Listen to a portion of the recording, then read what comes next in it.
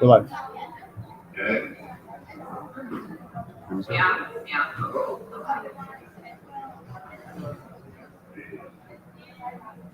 Yeah, we're live. It's fine. No, it's fine.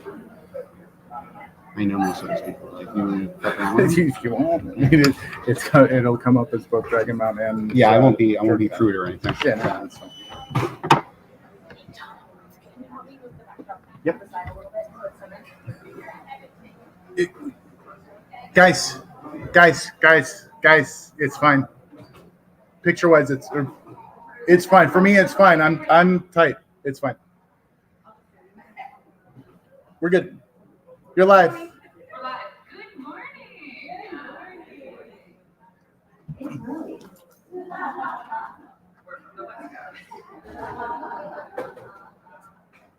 So you are at the Author Guest Spotlight with Michael Livingston and Katie, aka here. And they are, I'm just going to let you guys take it. We'll do a Q&A at the end. It's early if you're from the East Coast, depending on how last night was. Do you want some water?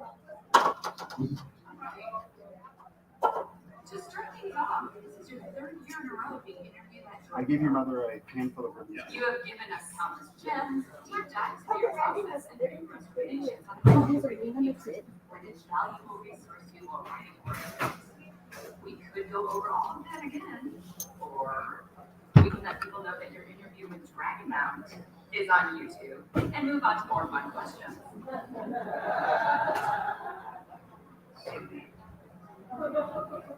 The Battle of Agincourt. Yes. One of the most famous battles in English history. Immortalized by Shakespeare. The one in the camera, maybe? Poured over by scholars year after year. And then you show up to move the location. My bad. It should be up. Yeah, so the book came out in November. I think he's saying it was wrong to hear me. Well, I think the camera mic could be up. I mean, not for a bunch of people, but for one side. There was a lot of that. Vinny or... Yeah, so I've gotten to have a habit of this. I don't mean to do this. Of moving battles and reconstructing them. I did it with Battle of Brunenburg in a book called Commemorator Slaughter. And then I did it with Battle of Crécy. And now I've done with Agincourt in a book called Imaginatively Agincourt. Okay. And Well, it's just hang on. You know, I'm very passionate about trying to figure out what really happened. Get someone from Fort Kick-Ass? If they're, I'm texting to Tom. Get back to the core of it. Get back to the primary source material, translate it, and then at the end of all of that, try and make that process transparent and welcoming for people, right? In a way that you don't have to be a specialist in medieval warfare or anything to understand now something about what really happened, in 1415. Like, how did Henry V win that battle? How did that become this national event? How did John Lennon is like writing about it in his school notebooks? Like how did that happen? Is a story, and I just try to tell like a fun, cool story about that. And it happens that along the way, I sort of can figure out that we didn't have it right. So the record needs to be cleared up. Yeah. There's nothing new like history. What new history was more surprising to you? New history with Agincourt. The battle wasn't quite. It's not like I moved it to Amsterdam or something. So it was kind of, it's still ish. I only moved it like 1,000 yards. There's been some hate mail, but like it's not. It's supposed to be coming. I thought it was coming off West 78 direct to the. Now, and so that's just. He said that several times. If somebody comes armed with these They're facts, hearing it Isn't from the the bus? camera mic. that's actually. They're just not hearing it from through the audio. Is it this one? Maybe? I don't know, like, that's good news in many respects. So yeah, this not idea this, that's of, from- like, when did I discover this new? I mean, moving the battle. Can you hear me talking now, Nils? Can you hear me talking right now, That Nils? didn't shock me. It's like a 30-second delay. What what surprised me in writing that story This. was Oh, wait. Yep, it's this. trying to get my head around why so many thousands died and should not have. Oh, thanks for that, everybody. Yeah, we good now? Got that little screech? Yeah, they're all thumbs up now that we got everything. Yeah, that like trying to explain why all these thousands died, and they shouldn't have. This is not a battle that the French should have lost. And so why did they lose? That was the far, far more interesting story to me, moving the battle. So speaking of the publications about this, I'm sure your dreams are pretty wild, but did you ever imagine that you would be featured alongside Britney Spears in a magazine? You want to talk about that one? Oh my God. Oh my God. It's been a wild couple of years. There was what was a year and a half ago, the Wall Street Journal thing. So Wall Street Journal ran a front page article about my work on this Battle of Brunanburg, which you've never heard of. It's fine. That was kind of what was funny about it, because there've been these death threats and whatever. And so they run this front page article, and I thought this is the most hilarious thing I'll ever happen in media to me, is that I'm on the front page of the Wall Street Journal for a battle that's 1,000 years old. And I loved picturing poor bros on Wall Street, like trying to figure out what this meant for the market. You know, like, do we buy? Do we sell? What do we do? Like, I don't know. There was this death threats over a battle. Who cares? I thought that was marvelous. And then yeah, this year came in the Sunday Times Magazine, which is a really big deal in England. They did a feature about me, a sort of I don't know what you call that. Like, here's this dude. And so, but the cover of the magazine is all Britney Spears. And so, and the it's weirdly on point, because it's like pictures of Britney Spears, like how she was like brandishing knives at one point, and it's like knives out. And then another one was like a close shave or something, and her shaving her head. And I'm like, that could be the Agincourt headline. Like that could be it. It was weirdly appropriate. Yeah, I didn't expect that article. First of all, that was tremendously something I never would have dreamed about. And yeah, I certainly didn't expect to be fronted by Britney Spears. I don't know how she felt about it, but you know. I did try to get the article here, but shipping from the UK would have taken way too long. Oh yeah. All right. So I reached out to another expert resource in military history. This gentleman is a cornerstone of Team Jordan, and as such, his questions are to be taken quite seriously with the utmost in gravitas and respect. So Alan Romashek asks, yeah, okay. Alan. How would you say green eggs and ham in Old English? God damn it. Respect and gravitas. That one's also Amy's fault. That would be Amy's fault as well. She made me drunkenly do that at a JordanCon several years ago. For some, I don't remember who it was for. Somebody wasn't here. And so she filmed me doing that. Oh God, what are the Grain Erin and Ham is the title. Let's see here. What's the first line of Green Eggs and Ham? I am Sam. There you go. Thank you. Ich im Sam iam.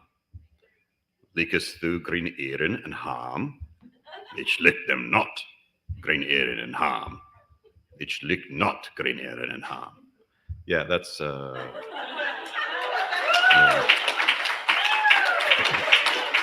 I mean, I think you've got a YouTube channel in your future. Wouldst du like them here or there? Ich lick them not anywhere. It's good at parties. Good at parties. We're going to switch to another book that you have written.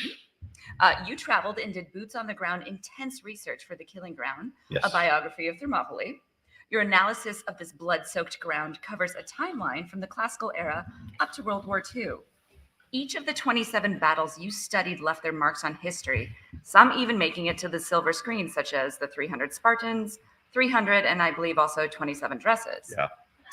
Tell us about why this particular piece of earth called to you. Oh, so cool. So cool. So yeah, the Killing Ground, a biography of Thermopylae. I think most people kind of know of Thermopylae, right? The 300 Spartans thing.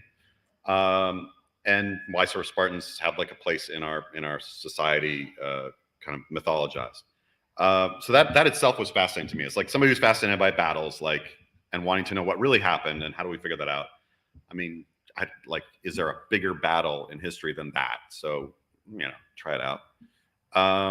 And then, together with my co-author, we did, when we started looking at it, it was like, well, this wasn't the first battle here, nor was it the last, right? There's battles that happen in the pass of Thermopylae. There's a Nazi tank battle, like the Anzacs trying to prevent the Nazi Panzer divisions from overrunning Athens before they can evacuate everybody. They decide to hold at Thermopylae. They say, well, that's where one does this sort of thing.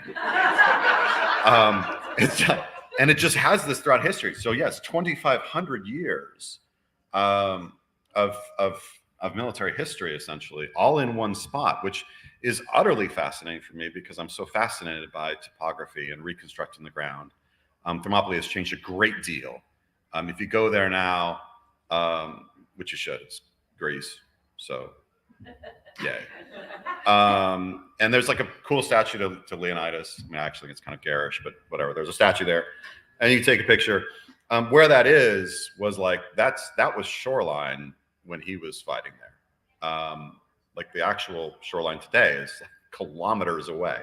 It's radically changed. And so it was a fun book to sort of reconstruct what was it like, 2,500 years ago.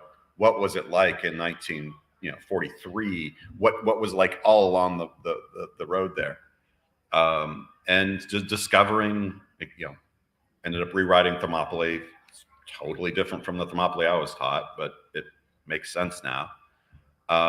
And just discovering crazy things along the way. There's the last chapter in the book, and this chapter actually was excerpted. You can read it online by Smithsonian magazines. You can probably find it online for free. But it's just the story of this saboteur group, British secret agents, essentially, secret operative, that went in and blow up a key bridge that the Nazis held, that's right above where the immortals went around the lines to trap Leonidas. And it's the most extraordinary adventure story I've ever seen that was real. I do not know why a movie has not been made of it. It's unbelievable. And we have firsthand accounts of it from everybody involved, well, except the Germans. Spoiler alert. So yeah, that was just an amazing project to work on. I'm really pleased that's out now. That came out in February. Do we have... What's that? The review? Oh, do we have that? We do. So, Okay. segue. My father. Oh, no. We have another question first. I just want to make sure. You have many official letters after your name. PhD, FR Hist S, LTC, UMSC. First, can I buy you a vowel? There's one in there. Second, are you pursuing any other titles right now, or are you planning to in the future? Yeah, I'm hoping to be knighted. Okay. They're like, you're supposed to be a British citizen. I don't know. I feel like they can break that rule. No, the titles stuff, I don't, you don't aspire to it. It just sort of, the FR Hist S is I'm a fellow of the Royal Historical Society. Oh, okay. That happened. So that's fun. But yeah, it's not something like you sort of are angling for, or at least I never have. I mean, maybe some people do, but yeah, if there's more titles, I'll take them. All right, everyone get on socials. We're going to get him knighted. My father also has many expensive initials after his name, Okay. including both military and scholarly. Because of your shared similarities, I reached out to him to see if he had any amusing questions for you, and not at all because his daughter had to Google anything military and or history related. Okay. To sum up his lengthy email, you seem like a very interesting person and are certainly very well respected. Ooh. You have testified on the truth or not of aliens visiting Earth. You seem to be a skeptic. Yeah. You have numerous books discussing battles from many years ago which changed the course of history.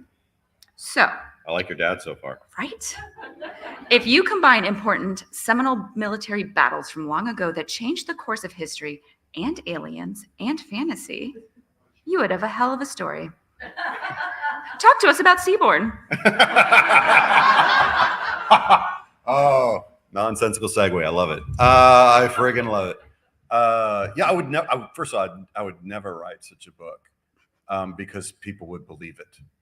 No. Yeah, I just have a bad feeling that there'd be people like, "Oh, it's legit now." It'd be like that scene in Dune. Like he says he's not the Messiah. That's why we know he's the Messiah. Which they stole from Life of Brian. It's so good. It's so good. Yeah. So Seaborn. Yeah, Seaborn has nothing to do with any of that. So Seaborn, the Seaborn trilogy was written for Audible. I'd written a short story.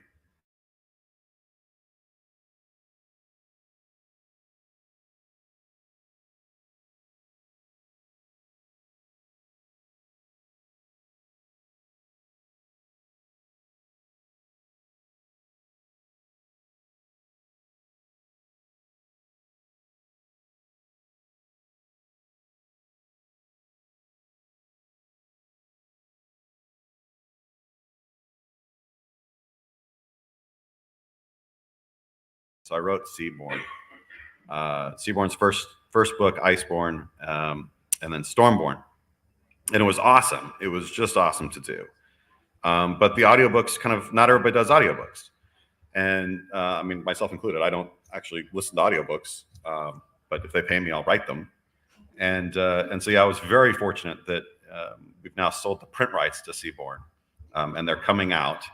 So the print rights to Seaborn, that'll come out, I think it's this fall. Because the books are all done. I was actually just doing copy edits upstairs. The books are all done. It's just going to be like bang, bang, bang. They're going to put out all three. I think it's one a quarter that they'll put them out. And then hopefully the re-release of Shards will follow that in fairly short order. So they actually gave me permission to share the cover. This is an exclusive live here at JordanCon. So I don't know if is it up there or not? Okay, it's up. Oh, thank you. I can't see it. Yeah, so that's the cover. Now I will say the cover copy is still in working on that. They didn't ask me about the cover copy. I want to change it, but yeah, it's gorgeous. It's gorgeous. They're doing such a good job. This is Head of Zeus. They publish a lot of amazing stuff there in UK, Bloomsbury. So yeah, that's Seaborn. That'll be out in October or September. I can't remember in the US. In print. I hope you all read it and enjoy it. Or if you have read it, I hope you enjoyed it, and will now, or listen to it. I suppose I keep saying read it, but you listened to it, right? If you listen to an audiobook. So yeah, it's a really cool story. It's an idea that I had been percolating for a while, which was a sort of world in which you have a very kind of matriarchal society of that's sea based. That encounters different technologies and has to start dealing with that, and has to start dealing with how culture isn't universal, right? That we have what we believe is the way things always have been done, and have to start confront that is not the case. And then in fact, sometimes the stories we tell about ourselves are not true. And we have to learn that truth and then learn to deal with that, right? How do we deal with finding out that the stories upon which we base our lives are not necessarily the truth of the world, and that this is happening sort of simultaneously to multiple groups of people, I'll say, and ultimately dealing with magic and mechanisms and metal men and all kinds of fun things. So yeah, I hope you all pick it up when it comes out. When you write for an audiobook, is it different? Is it a different process if you know it's going to start as an audiobook versus just a regular? That's a great question. It was for me. I don't know about anybody else, but knowing that it was audio, and in fact, I'm encountering this right now going over the copy edits because I don't want to change it much, right? Because it's it's already out and people already love these characters, and that's awesome. But there's a sort of, I don't know, a tone or whatever, a pacing, I guess, that I was very conscious of in audio. And now I'm sort of like thinking about it in sort of writing, and I'm like, that's, yeah, I really was writing for audio. That's cool. Like I can sort of see that was happening, right? And I was hearing the language in a way that I didn't necessarily always do. So I think it taught me a lot about writing in a way that I hadn't really thought about the sound of words. I mean, I always thought about what they look like on the page, right? And how they work in a, as words, right? As things there in a two-dimensional space. I hadn't really thought about them consciously as like, how do I want this to roll off somebody's tongue, right? How's that going to sound? And so it was very different. And now I'm seeing it. I'm seeing myself having done that. It's very cool. It's very cool. It's also fun. Just like the person that did the audiobook was amazing. She was incredible. Her voices were not my voices, but they are now, right? So like now I'm also reading it, and it's almost like reading a stranger's work because they're all speaking the way that she made them speak, and I'm like, wow, that's cool, nice line, like, oh wow, kick ass, you go girl. Like it's really cool. Along those lines, as an author and a scholar, are there any English words that sound like a balm to your soul, like penguin or eloquent? And are there any that make your bones twitch, such as moist or flaccid? What words do you not like? Well, I wouldn't have thought of that last one, but now. You're welcome. Words that I like,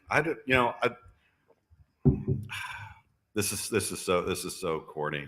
I would say this if she wasn't here.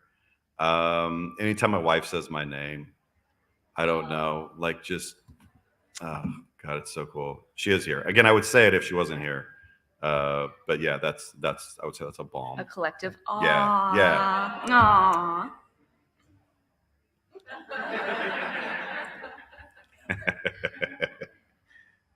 Dislike words? Oh, I don't really have a lot of dislike words, honestly. Because I just, I love words, right? I love their utility, right? And even a word, you're like, moist doesn't. I love that word. Right? Like people don't like, but like you love the utility of it, right? That's not but you need it. You got it. Like that's in the holster if you need it. So I don't really have words I dislike. I've never been asked that question. Maybe I'll think of one later, but but right now it's no, I don't. No, I should find one. What is a fact that lives rent-free in your brain? Fact that Unknown weird one. That lives rent-free in my brain. Yeah. Don't shit where you eat. I think people know that one. Do they? Do they though? They should. Do they though? I don't know. Probably shouldn't be on the phone then either. And I don't understand why people, increasingly, like, just put it down. Facts, I don't know. Like, they're all stupid facts, right? Yeah. They're all these stupid medieval facts. Yes. Right? Like why are those in my head and I can't get rid of them? Share one. Right? It's stupid, a stupid medieval fact. So speaking of getting arrows out of one's body, and how to do that or not do that, as the case may be. At the Battle of Shrewsbury in 1403, Prince Hal, the future Henry V, takes an arrow to the face, 6 inches deep. We know that it's 6 inches deep because we have the physician's report. John Bradmore, who was actually then in prison, was a physician who's in prison probably for essentially tax evasion, gets called up. Can you come try and save the prince's life? We have tried spells. We gave him some drinks. we're all out of ideas. Like, what are we gonna do? And how one should do this, just so you know, and if anybody from Amazon's listening, you break the back of the thing, so you're not, the fletching's gone, right? The feather bit, you break it, so that's not there, right? And then you shove it through. Okay, that's how you do this. You don't shove the whole thing through with the fletchings. Or you're trying to murder somebody. You don't do that. So in his case, what had happened is he'd gotten shot in the face with an arrow, 6 inches deep. They had tried to, probably we don't know who. I'm suspecting he instinctively just, oh my God, and went like that. Pulled the arrow, but the arrow popped out of the arrowhead. So the arrowhead stuck in his head. I know, right?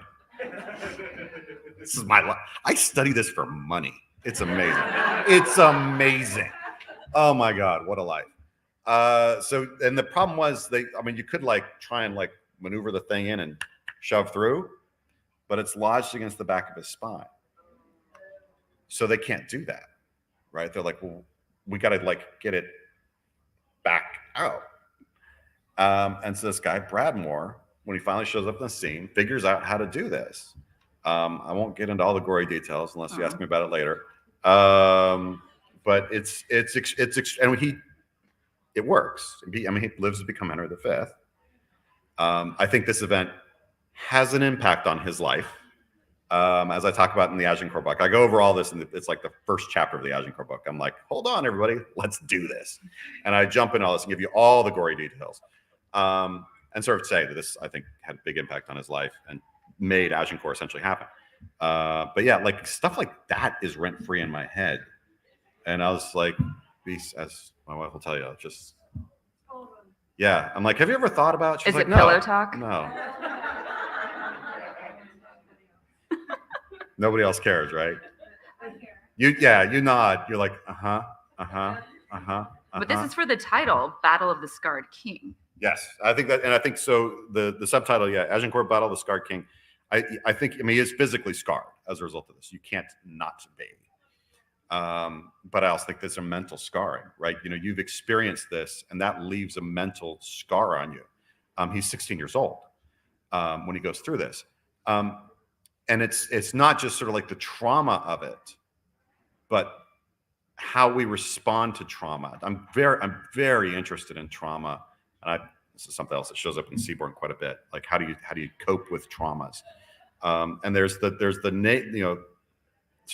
we say sort of negative things that you deal with, but then there's also these like, you end up behaving in different ways because of that, right?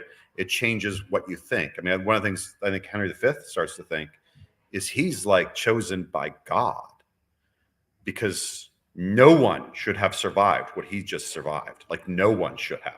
And he bloody well did. And I think he came out of that like, here I come, right? And when he goes into France, he's like, ain't nothing gonna stop me. I survived that. Like, that scarring has multiple layers of effect, I think. And so I really want to get into that. Yeah. You got to see, you saw the doctor's note? Like yes. With the research. Yes. So that, yes. You also saw the 600-year-old French battle plan. Yes. What was the most amazing, like, moment that you're like, I am physically seeing this? Oh yeah, I mean the Bradmore thing is incredible, because one of the manuscripts he actually has to build a device to get this thing out, and he draws it, which has led to all kinds of like, is that accurate and stuff, but that's incredible to see. The battle plan is in the British Library, and it was for the Agincourt campaign. I've ultimately decided. A lot of people want it to be for the battle itself. I think it's actually from a couple weeks earlier. The way I kind of stepped through everything, it makes sense that way. But yeah, seeing that there are very few battle plans that exist today from the Middle Ages. Very, very, very few. We know everybody made them. They just don't exist. This one exists, and that is incredible. Even if it's not from the actual battle as it unfolded. That like within a couple weeks, right? This is what they were planning on the French side, and it's the French battle plan. They're like, this is what we're planning, and you're like, that didn't work out, right? So that's an incredible thing to sort of hold, right? And like, wow, this has been there the whole time. But again, that's one of those things as as a medialist, as a, that I get to do that, right? I get to go in an archive and handle this stuff is unbelievable. And write it off on taxes because it's research if the IRS is listening. Super legit. We are going to play a little bit of this or that. This is quick fire. He didn't get any of this information beforehand. Choice of battle partner, English longbow or a very muddy field under your opponents. Longbow every Love it. time. It's a reference to Agincourt there. Nice. I did research. Yeah, you did. For reading, fiction or nonfiction? Ooh, fiction. For writing, same question. Fiction. Nobody can check you.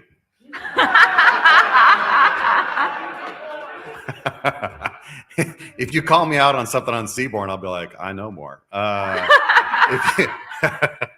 If you do that on something else, I'm like, oh God, that's bad. State prison for 3 years or getting a new PhD? Oh, getting a new PhD. I'd do that in a heartbeat. Oh my God. Yeah, I would get one in quantum physics. I would get one in quantum physics tomorrow if I could. Yeah, I mean, you're not dead yet. We've got time. All right. Pointing at things in the distance for a photo. Yep. Or actually looking into the camera. Pointing at things. I hate cameras. I'm scared of them. I don't like the way I look. So yeah, much better to have. It's a running joke among all my friends. Every battle site I go to, they take a picture. I don't intend to do this. Now I'm self-conscious and trying not to. Yeah. They'll be like, where did that happen? I'll be like, it's over there, and click. Yeah, got me again. Yeah, it's sad. Being remembered, but with incorrect facts, or being remembered with an incorrect name. Was this? I don't know if this is a totally deep cut. You misspelled my name on her badge. Me? No, not you. But like JordanCon. So I'm like, that's a hell of a setup if you did. I mean, the deep con. That's a deep con. Yeah. The mistaken name. I laugh about the mistaken name thing. So that's just funny now. Because it's not a crazy weird name, but yeah, I've been Mark, David, and yeah, Livingston with an E. Like everybody puts an E on it. Yeah, I don't know. I keep wanting to be Mark for some reason. We can rename you. I get that one a lot. Mark Livingstone. I'm like, that actually is kind of badass. It's pretty good. Unlimited stamina or limitless strength? Unlimited stamina. I'm getting old. I don't need to lift things. And to go back to the Wheel of Time, Rand, Matt, or Perrin? Perrin. Reasoning? Reasoning? I didn't have to give reasons, did I? No, that's true. You do not. All right. Egwene, Nynaeve, or Lanfear?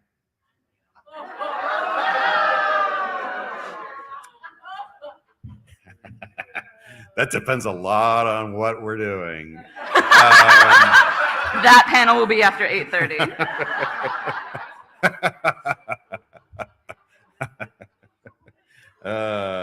Yeah, I'm gonna say I need more context for that, and otherwise, probably Nynaeve, honestly.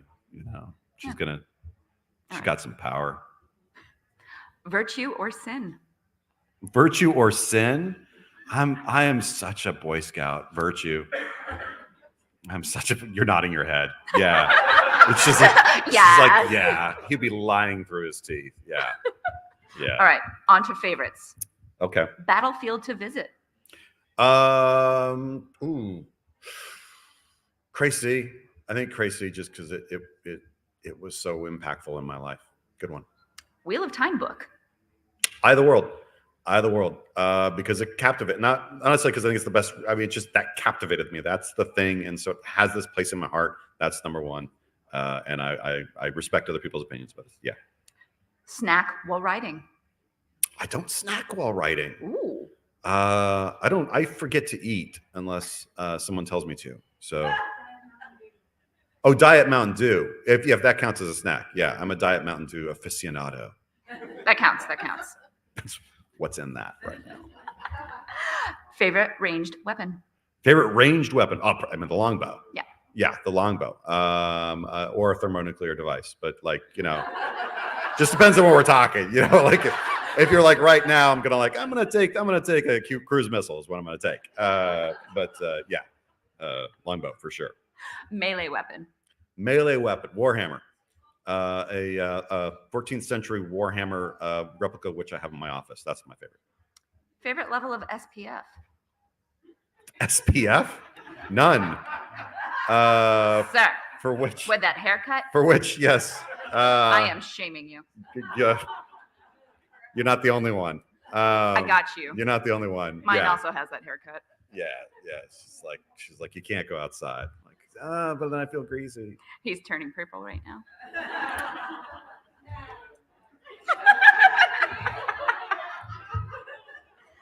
Favorite battle of Thermopylae? Thermopylae? Thermopylae. My favorite battle of it? There's a lot. Oh God, dang. Honestly, it would probably be the battle, like the 480, like that's the one, right? Leonidas and such. Just because it everybody knows that one, and now I'm like, everything you thought about it wasn't true. And like that is such an eye opener. I should have given a lecture on that this year. That would have been smart. You can come back next year. Yeah, I'm not in charge, but I am right now. I'll do like a pop-up lecture at the bar. I'll just be like, all right, anybody want to hear about Thermopylae? Get around here. Favorite thing to ride? Favorite thing to ride? Yeah, horses, ATVs. Oh, I don't know. We can go weird with it. my Jeep. Jeep. I There it is. love my Jeep. Yeah. All right, and then favorite deadly sin. Favorite deadly sin? Lust. But you chose a Jeep. Okay. Yeah. Hey, nothing gets the ladies. You know what I mean? Yeah. I mean, lust is the fun one, right? That's for every reason. We could keep going with this, but I feel like we probably have some questions in the audience. You are more than welcome to bring it back to Origins. I can answer all kinds of things with Origins. But we can also be random. We've got a microphone creeping up. I'm going to walk around with it. When you talk into it, make sure that you talk into it. Because it does that. Okay, because it does that. While you guys think about questions, I actually also have a question from the chat from Matt Silva. Favorite TV film battles in terms of their historical accuracy in a pre-modern setting? Whoa. Okay, Matt. My favorite. Okay, so I'm going to answer this painfully not the way you want. So the best medieval fight scenes that you can get are in a movie called The Knight's Tale, and it's and it's because they're not accurate. So that movie, it's my favorite medieval movie because it is absolutely inaccurate and it revels in that inaccuracy. But its inaccuracy is accurate. So for instance, makes sense. Okay, all right. So at the start, it actually starts with a jousting scene.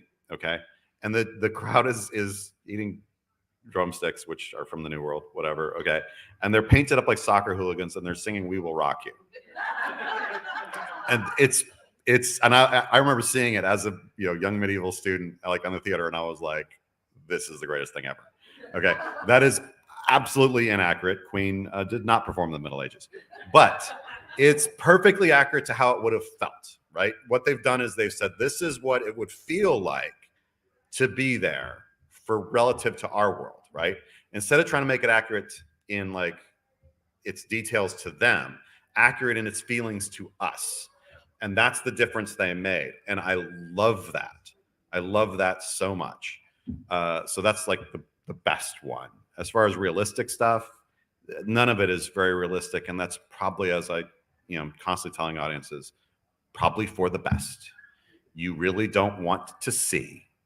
You really don't, you're like, oh no, I can help. No, you do not want to see what it would look like, what it would sound like, have any sense of what it would smell like. You don't want to know. I in my books, I try and sort of get you there, but like not all the way, right? Because that's just not, you don't want it. There's too much trauma. Anybody?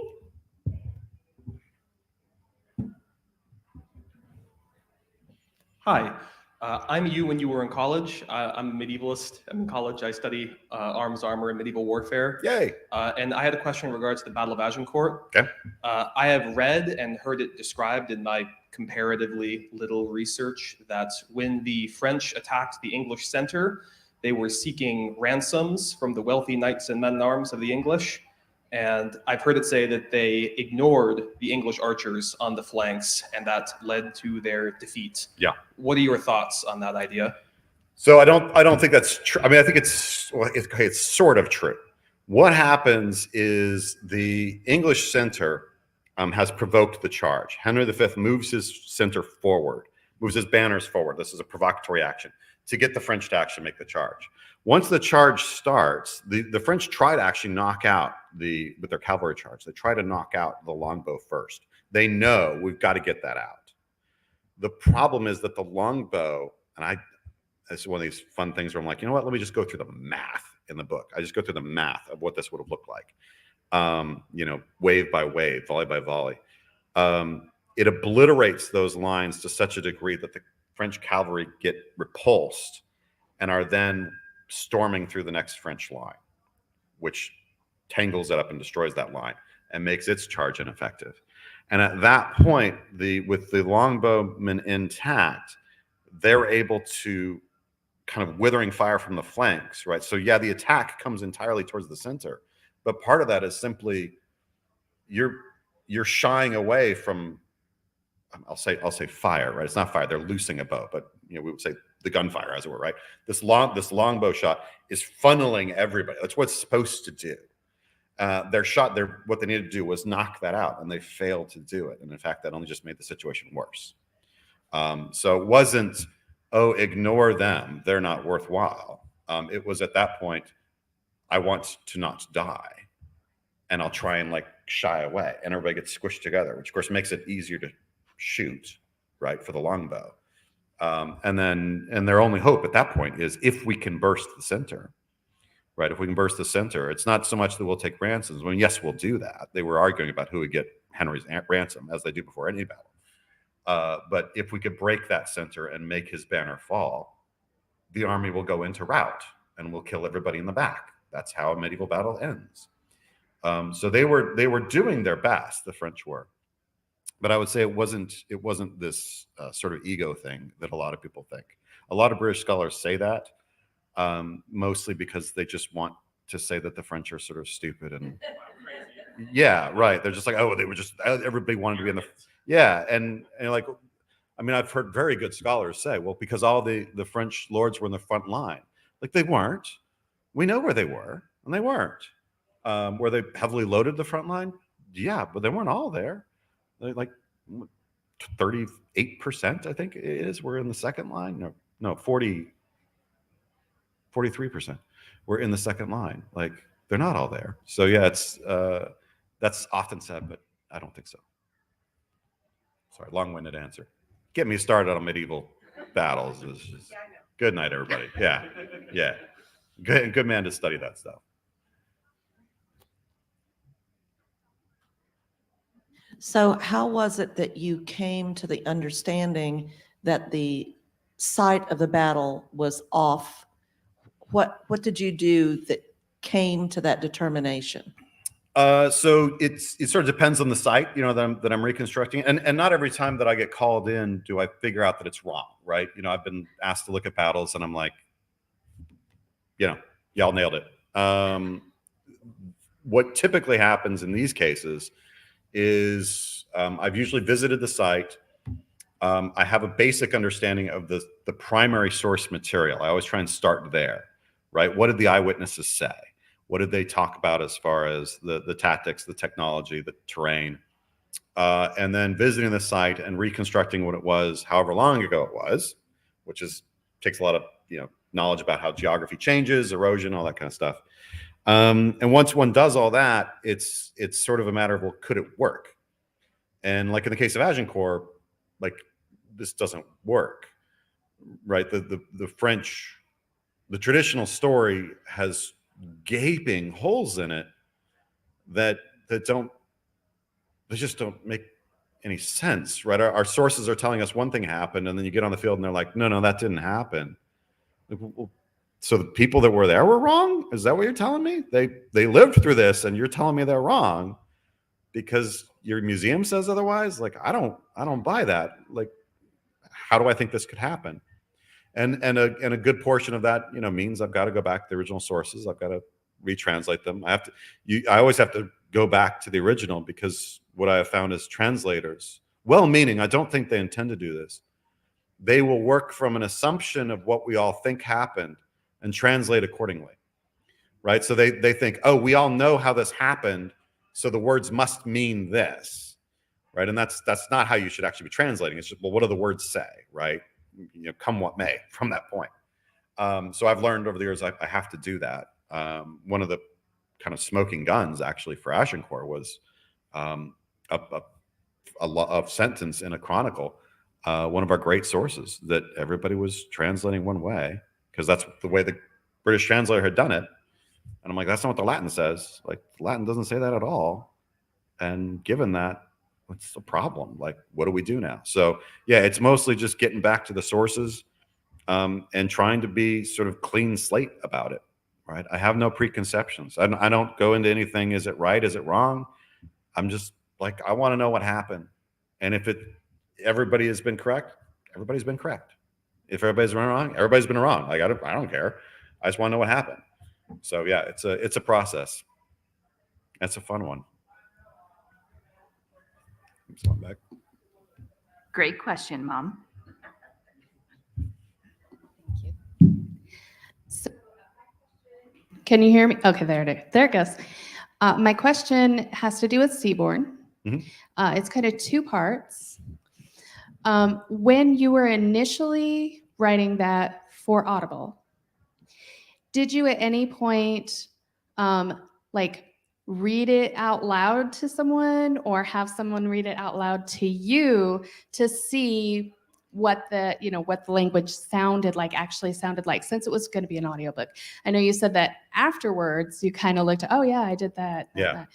But and then the second part of my question is, if you were to do it again, would that process change at all, knowing what you know now? Great question. Yes, I read it out loud. I read it out loud actually to my wife. Yeah.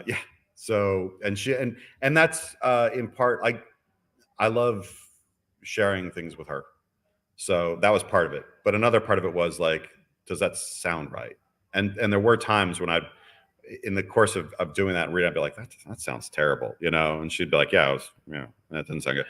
And she was like, you're awful. I don't know what you're doing. And it was like, and then I was crying, and it was like a whole thing. And she's like, well, get out of here, loser. I mean, anyway, so, but eventually I got the lines right, and then she's like, all right. So, why are you so mean to me? She's all embarrassed. It's great. So yeah, I read aloud to her, and that made a great deal of difference. And eventually, as you start doing that, you kind of start to not to do that. I mean, I went ahead and did it anyway, but you're already kind of hearing in your head a little bit. As far as, would I do it differently now? I mean, has it kind of changed the way I write? It has, very much. And that's inevitable, right? The more you write, the better. I mean, I think, everybody raves about like the Crazy book.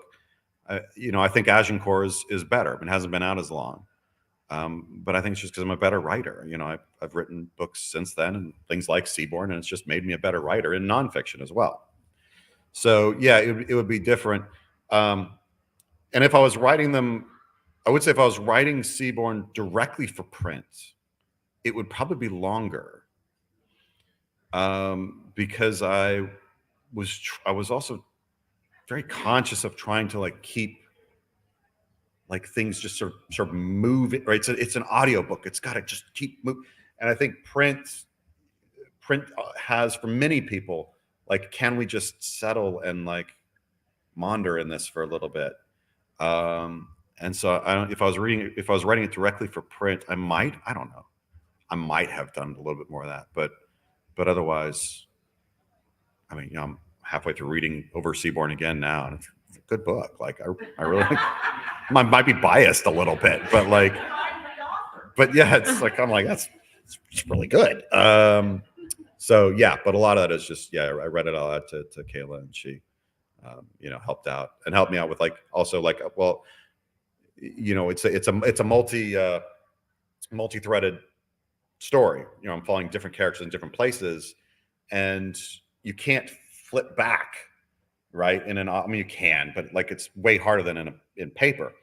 And so I was like, also, you know, it was really useful having somebody be like, you know, I think you're trying to remind me of something and I don't remember it. Right. And so then, okay, so I need to give a little bit more clue, you know, so that you don't have to flip back and listen to some other bit. So it makes it more, I think, kind of a smoother delivery. So yeah, it wasn't just sound. It was also like, how do you construct the story itself? Great question. Great question. No Callie pressure. in chat would like to know if you could have any fantasy weapon to hang in your office, what would it be? Any fantasy Weapon. Any fantasy weapon to hang in my office? Yes. Oh. Well, I mean, Excalibur would be cool. That would be legit. And it's not real, so that's a fantasy thing. Yeah, it'd be like Excalibur. You know, what can I say? I'm a historian guy. Shard blade or something would be cool too. You know, like I'd be okay with that if Brandon wants to send me one. Yeah, it's good. So not being a medieval scholar, but very curious about the mindset of like the basic soldier in there. What, given how grisly it was, and that was well known, what compelled them to do it? Like, why wouldn't they just bolt? So it's a terrific question. And it's one of the things that, that I can't speak for all of my colleagues, but I know several of us. This is what really, really drives us more than anything, is to try and get a sense of this. Why does somebody do it? The answers are varied. And unfortunately, outside of very rare instances, they are voiceless. So the vast majority of information that we have is coming from the people of power, the people for whom you take ransoms. And war is different for them. I mean, yeah, they could get killed on the field. You know, Prince Hal got shot in the face with an arrow. That happened. But that's atypical, right? I mean, like, how even that happened is somewhat interesting. I mean, he must have like lifted his visor for that to happen at just the wrong moment and been angled. Like, my suspicion is he was trying to get a gasp of air. That in the heat of melee, he lifted his visor and took a big gasp, and that's when it happened. Because otherwise it shouldn't have.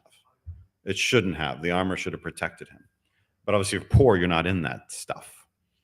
So yeah, they're usually voiceless. So we're trying to reconstruct what must have driven them from people who did not know them and weren't them. In some cases, it obviously could be religions. People will do lots of things for religion. If you think, you know, I get in God's good graces for killing somebody, and if I lose, I get to go to heaven, well, win-win. Yeah, win-win. So that's great. Sometimes we know it was very much for plunder, right? If we win, I get rich. I'm poor as dirt. But if I can steal some stuff, great.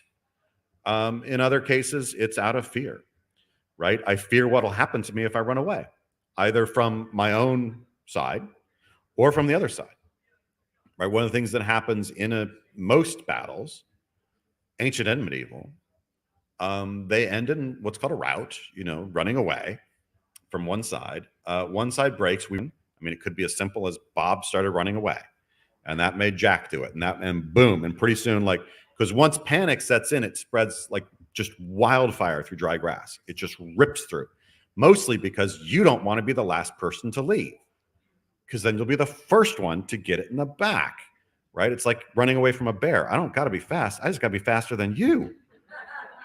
So yeah, that's sort of like, why are they there in the first place? Well, they think it's the best option they've got in the end. But their individual recourses are going to be very different. But yeah, it all can go out the window when things get bad. Great question. I do have a 2-minute warning. 4-minute warning. 4 minutes. This is the last question. You have to lie to them about the time.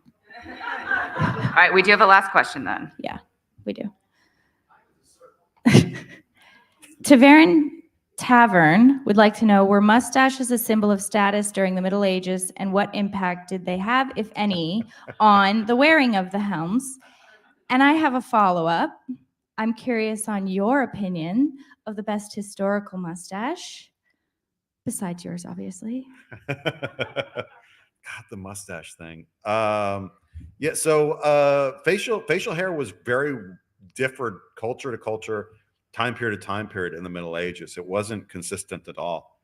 Hollywood tends to it tends to get most of the stuff wrong, but it very much tends to sort of give you a monolithic sense of that, as opposed to, there were certain groups that were like, a beard is manly, and others were like, what kind of loser wears a beard? So it had a really, really varied effect. Some of it was a little bit, I won't say driven by, but affected by Arms and Armor, right? There are certain things you kind of kit, with the gorget and things that you have to be careful about if you have facial hair. But for the most part, they had workarounds for that, the wearing of cloth to keep that stuff, and these hoods that they wear and stuff is actually pretty slick to put all the gear on. Yeah, who's got the best mustache? Wild Bill Hickok. That man had a legit mustache. I can't get mine that way because I have to be uniform compliant, so I can't go out or down. I'm actually probably a little bit out of uniform regs, but nobody says anything. All right, I do believe that was our time. Correct? Yes. Thumbs up, yeah. Thank you so much. I would love to. We are going to take a selfie facing this way. If you guys want to squish this way, I'm going to try to get everyone in. Because why not have a photo? I can only take selfies with my right hand.